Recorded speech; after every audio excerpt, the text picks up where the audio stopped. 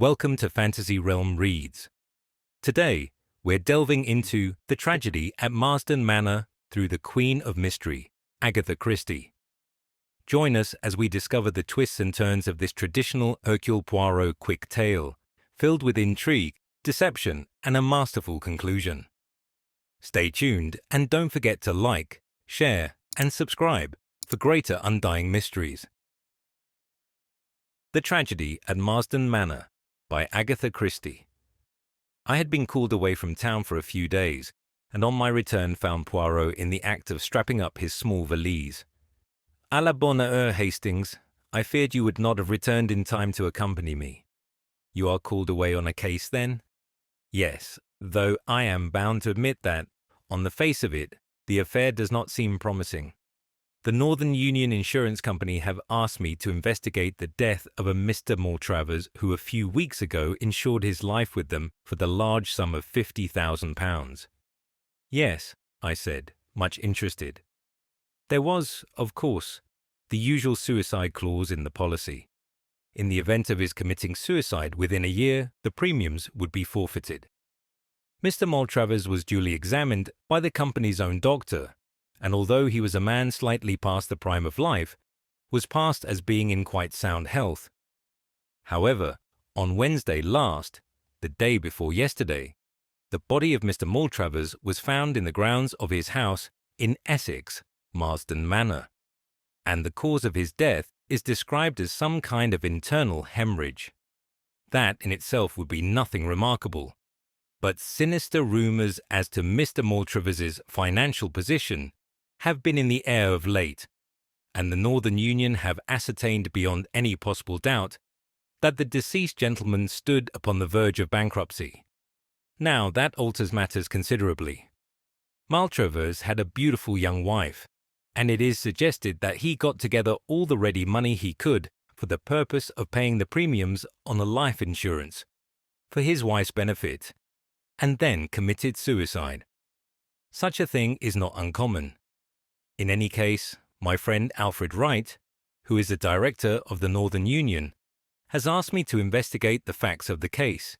But, as I told him, I am not very hopeful of success. If the cause of the death had been heart failure, I should have been more sanguine.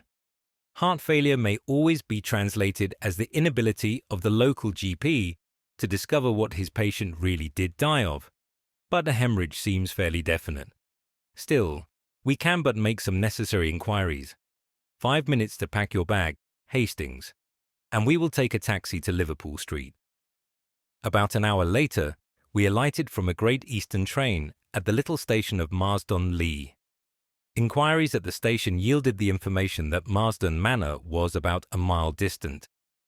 Poirot decided to walk, and we betook ourselves along the main street. "What is our plan of campaign?" I asked. "First I will call upon the doctor.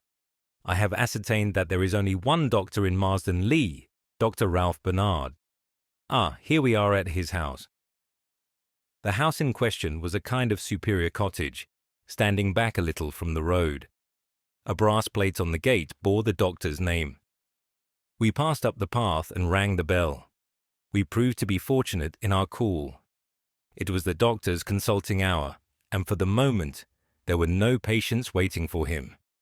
Dr. Bernard was an elderly man, high-shouldered and stooping, with a pleasant vagueness of manner.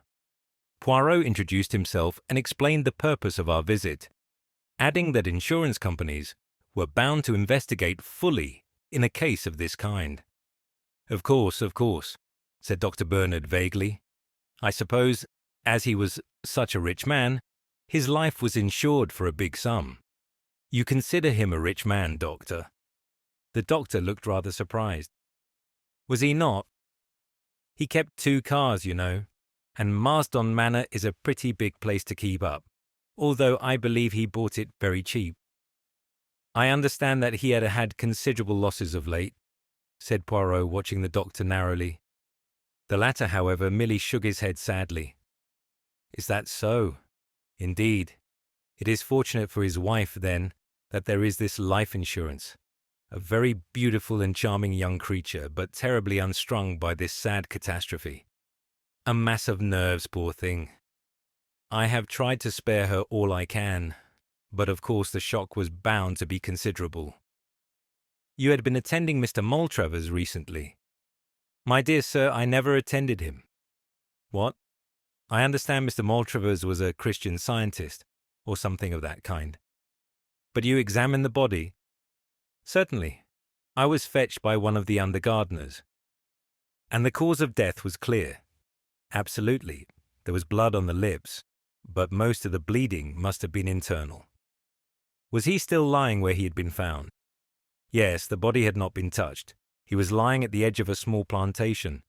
He had evidently been out shooting rooks. A small rook rifle lay beside him.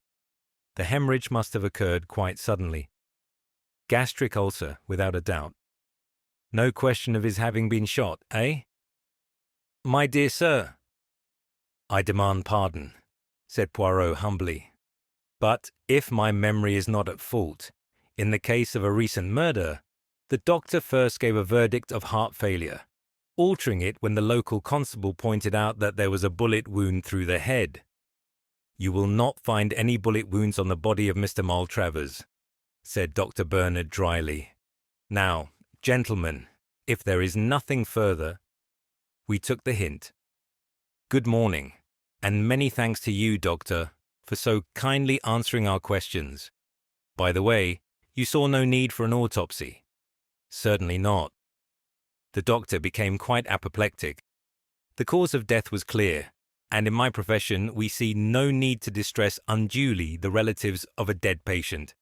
And turning, the doctor slammed the door sharply in our faces.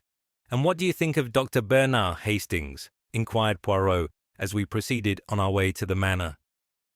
Rather an old ass. Exactly. Your judgments of character are always profound, my friend. I glanced at him uneasily, but he seemed perfectly serious.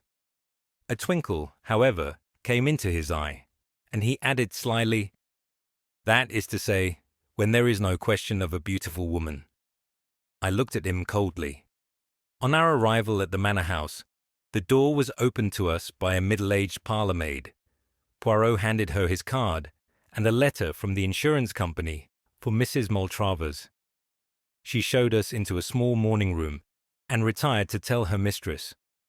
About 10 minutes elapsed, and then the door opened, and a slender figure in widow's weeds stood upon the threshold.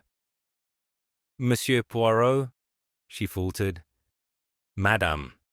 Poirot sprang gallantly to his feet and hastened towards her. I cannot tell you how I regret to derange you in this way, but what will you? Les affaires, they know no mercy. Mrs. Maltravers permitted him to lead her to a chair. Her eyes were red with weeping, but the temporary disfigurement could not conceal her extraordinary beauty. She was about 27 or 8, and very fair, with large blue eyes and a pretty pouting mouth. It is something about my husband's insurance, is it? But must I be bothered now, so soon? Courage, my dear madame, courage. You see, your late husband insured his life for rather a large sum, and in such a case, the company always has to satisfy itself as to a few details. They have empowered me to act for them. You can rest assured that I will do all in my power to render the matter not too unpleasant for you. Will you recount to me briefly the sad events of Wednesday? I was changing for tea when my maid came up. One of the gardeners had just run to the house. He had found... Her voice trailed away. Poirot pressed her hand sympathetically. I comprehend. Enough. You had seen your husband earlier in the afternoon? Not since lunch. I had walked down to the village for some stamps, and I believe he was out pottering round the grounds. Shooting rooks, eh? Yes, he usually took his little rook rifle with him, and I heard 1 or 2 shots in the distance. Where is this little rook rifle now? In the hall, I think. She led the way out of the room and found and handed the little weapon to Poirot, who examined it cursorily. 2 shots fired, I see, he observed as he handed it back. And now, madame, if I might see... He paused delicately. The servant shall take you, she murmured, averting her head. The parlour-maid, summoned, led Poirot upstairs. I remained with the lovely and unfortunate woman. It was hard to know whether to speak or remain silent. I essayed one or two general reflections to which she responded absently, and in a very few minutes Poirot rejoined us. "I thank you for all your courtesy, madame. I do not think you need be troubled any further with this matter. By the way, do you know anything of your husband's financial position?" She shook her head. "Nothing whatever. I am very stupid over business things." "I see. Then you can give us no clue as to why he suddenly decided to insure his life. He had not done so previously, I understand." "Well, we had only been married a little over a year. But as to why he insured his life, it was because he had absolutely made up his mind that he would not live long. He had a strong premonition of his own death. I gathered that he had had one hemorrhage already, and that he knew that another one would prove fatal. I tried to dispel these gloomy fears of his, but without avail. Alas, he was only too right." Tears in her eyes, she bade us a dignified farewell. Poirot made a characteristic gesture as we walked down the drive together. "Eh bien, that is that. Back to London, my friend. There appears to be no mouse in this mouse-hole. And yet what? A slight discrepancy. That is all. You noticed it? You did not? Still, life is full of discrepancies, and assuredly the man cannot have taken his own life. There is no poison that would fill his mouth with blood. No, I must resign myself to the fact that all here is clear and above board. But who is this?" A tall young man was striding up the drive towards us. He passed us without making any sign, but I noted that he was not ill-looking, with a lean, deeply bronzed face that spoke of life in a tropic clime. A gardener who was sweeping up leaves had paused for a minute in his task, and Poirot ran quickly up to him. "Tell me, I pray you, who is that gentleman? Do you know him?" "I don't remember his name, sir, though I did hear it. He was staying down here last week for a night. Tuesday it was. Quick, mon ami, let us follow him." We hastened up the drive after the retreating figure. A glimpse of a black-robed figure on the terrace at the side of the house, and our quarry swerved and we after him, so that we were witnesses of the meeting. Mrs. Maltravers almost staggered where she stood, and her face blanched noticeably. "You," she gasped. "I thought you were on the sea, on your way to East Africa." "I got some news from my lawyers that detained me," explained the young man. "My old uncle in Scotland died unexpectedly and left me some money. Under the circumstances, I thought it better to cancel my passage. Then I saw this bad news in the paper, and I came down to see if there was anything I could do. You'll want someone to look after things for you a bit, perhaps." At that moment they became aware of our presence. Poirot stepped forward, and with many apologies explained that he had left his stick in the hall. Rather reluctantly, it seemed to me, Mrs. Maltravers made the necessary introduction. "Monsieur Poirot, Captain Black."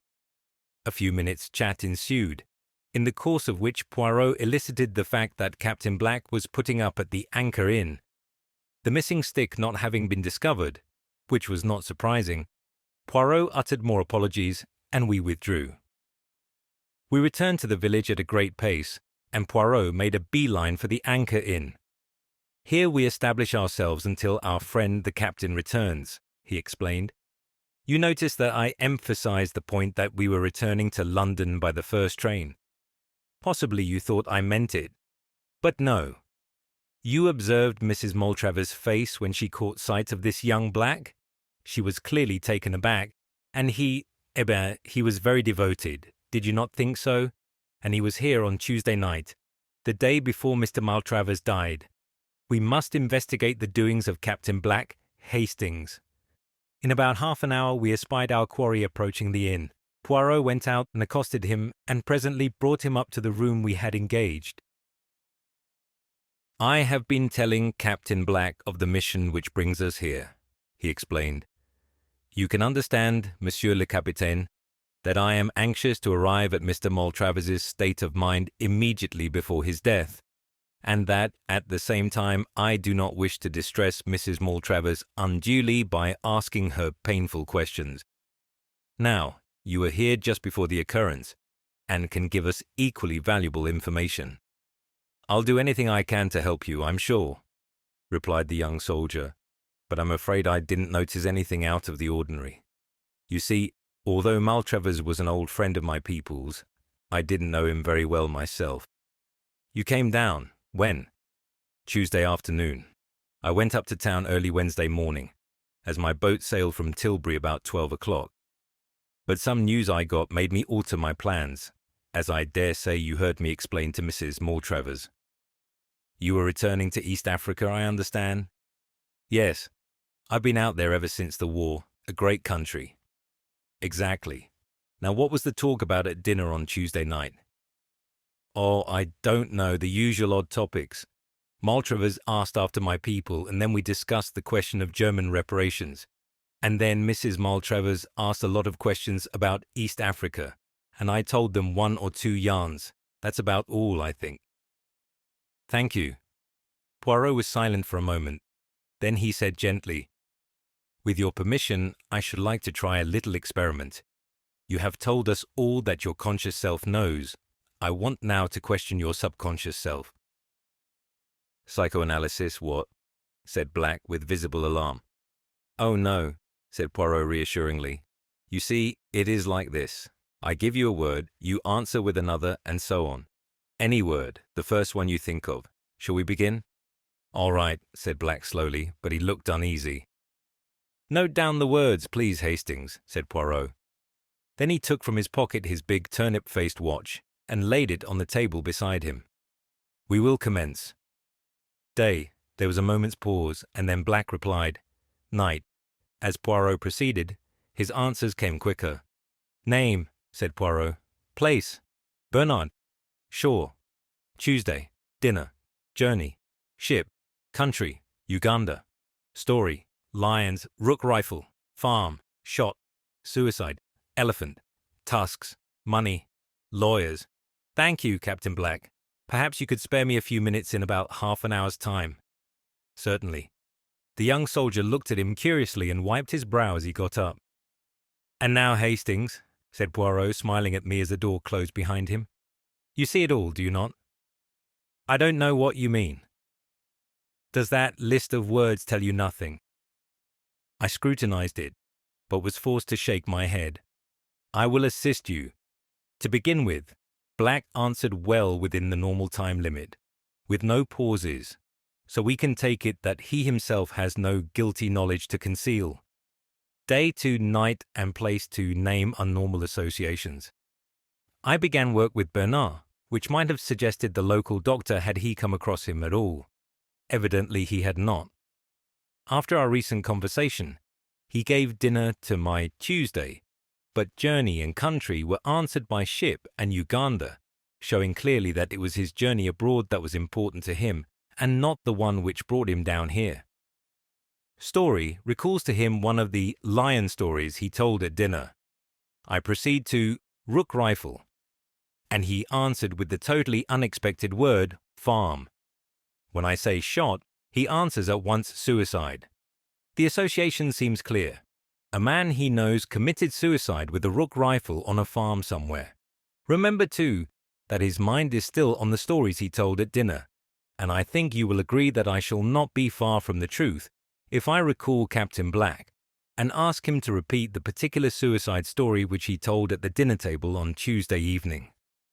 Black was straightforward enough over the matter. Yes, I did tell them that story now that I come to think of it. Chap shot himself on a farm out there. Did it with a rook rifle through the roof of the mouth, bullet lodged in the brain. Doctors were no end puzzled over it. There was nothing to show except a little blood on the lips. But what? What has it got to do with Mr. Maltravers? You did not know, I see, that he was found with a rook rifle by his side. You mean my story suggested to him, oh, but that is awful. Do not distress yourself. It would have been one way or another. Well, I must get on the telephone to London. Poirot had a lengthy conversation over the wire and came back thoughtful.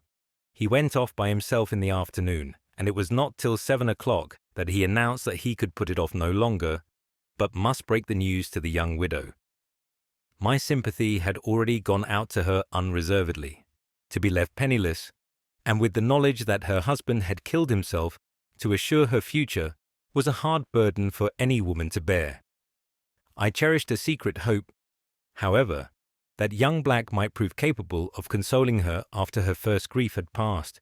He evidently admired her enormously. Our interview with the lady was painful. She refused vehemently to believe the facts that Poirot advanced, and when she was at last convinced, broke down into bitter weeping. An examination of the body turned our suspicions into certainty. Poirot was very sorry for the poor lady, but, after all, he was employed by the insurance company, and what could he do? As he was preparing to leave, he said gently to Mrs. Maltravers, "Madame, you of all people should know that there are no dead." "What do you mean?" she faltered, her eyes growing wide. "Have you never taken part in any spiritualistic séances? You are mediumistic, you know." "I have been told so. But you do not believe in spiritualism, surely?" "Madame, I have seen some strange things. You know that they say in the village that this house is haunted?" She nodded, and at that moment the parlour-maid announced that dinner was ready. "Won't you just stay and have something to eat?" We accepted gratefully, and I felt that our presence could not but help distract her a little from her own griefs. We had just finished our soup, when there was a scream outside the door and the sound of breaking crockery. We jumped up. The parlour-maid appeared, her hand to her heart. It was a man, standing in the passage. Poirot rushed out, returning quickly. "There is no one there." "Isn't there, sir?" said the parlour-maid weakly. "Oh, it did give me a start." "But why?" She dropped her voice to a whisper. I thought it was the master. It looked like him." I saw Mrs. Maltravers give a terrified start, and my mind flew to the old superstition that a suicide cannot rest. She thought of it too, I am sure, for a minute later she caught Poirot's arm with a scream. "Didn't you hear that? Those 3 taps on the window. That's how he always used to tap when he passed round the house." "The ivy," I cried. "It was the ivy against the pane." But a sort of terror was gaining on us all. The parlour-maid was obviously unstrung, and when the meal was over, Mrs. Maltravers besought Poirot not to go at once. She was clearly terrified to be left alone. We sat in the little morning room. The wind was getting up and moaning around the house in an eerie fashion. Twice the door of the room came unlatched and the door slowly opened, and each time she clung to me with a terrified gasp. "Ah, but this door, it is bewitched," cried Poirot angrily at last. He got up and shut it once more, then turned the key in the lock. "I shall lock it, so." "Don't do that," she gasped. "If it should come open now." And even as she spoke, the impossible happened. The locked door slowly swung open. I could not see into the passage from where I sat, but she and Poirot were facing it. She gave one long shriek as she turned to him. "You saw him, there in the passage?" she cried. He was staring down at her with a puzzled face, then shook his head. "I saw him, my husband. You must have seen him too." "Madam, I saw nothing. You are not well, unstrung." "I am perfectly well. Oh God!" Suddenly, without any warning, the lights quivered and went out. Out of the darkness came 3 loud raps. I could hear Mrs. Maltravers moaning, and then I saw. The man I had seen on the bed upstairs stood there facing us, gleaming with a faint, ghostly light. There was blood on his lips, and he held his right hand out, pointing. Suddenly, a brilliant light seemed to proceed from it. It passed over Poirot and me, and fell on Mrs. Maltravers. I saw her white, terrified face, and something else. "My God, Poirot," I cried. "Look at her hand, her right hand, it's all red." Her own eyes fell on it, and she collapsed in a heap on the floor. "Blood," she cried hysterically. "Yes, it's blood. I killed him. I did it." He was showing me, and then I put my hand on the trigger and pressed. "Save me from him. Save me. He's come back." Her voice died away in a gurgle. "Lights," said Poirot briskly. The lights went on as if by magic. "That's it," he continued. "You heard Hastings? And you, Everett? Oh, by the way, this is Mr. Everett. Rather a fine member of the theatrical profession. I phoned to him this afternoon. His makeup is good, isn't it?" quite like the dead man, and with a pocket torch and the necessary phosphorescence, he made the proper impression. I shouldn't touch her right hand if I were you, Hastings. Red paint marks so. When the lights went out, I clasped her hand, you see. By the way, we mustn't miss our train. Inspector Japp is outside the window. A bad night, but he has been able to while away the time by tapping on the window every now and then. You see, continued Poirot as we walked briskly through the wind and rain, there was a little discrepancy. The doctor seemed to think the deceased was a Christian Scientist, and who could have given him that impression but Mrs. Maltravers?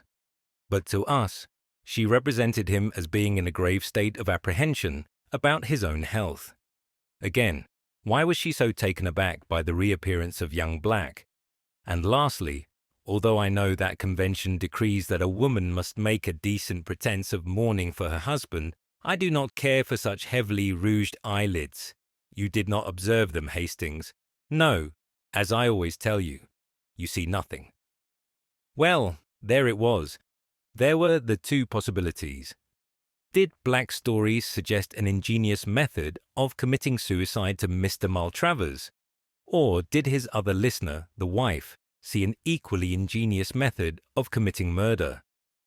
I incline to the latter view. To shoot himself in the way indicated, he would probably have had to pull the trigger with his toe, or at least so I imagine.